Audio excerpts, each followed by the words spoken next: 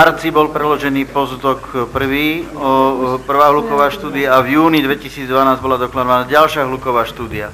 Až keď prišli tieto hlukové štúdie, tak sme mu povedali, že takto sa to teda robiť nedá. Mesto podpísalo mňou podpísalo stanovisko nejakému návrhu, ktorý bol predložený na základe informácie, ktoré som dostal od pani inžinierky Bachtíkovej, sme to podpísali. On sa vtedy pýtal pán Fogáš, že teda je pripravený na otázky a odpovede. Nebolo mu to umožnené.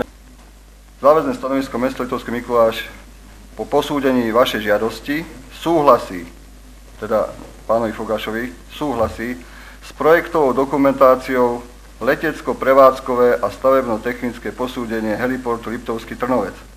Navrhované funkčné využitie je v súlade s platným územným plánom mesta Liptovský Mikuláš. Je to stanovisko z 8.2.2011, ktorý podpísal primátor mesta dr. Alexander Slavkovský.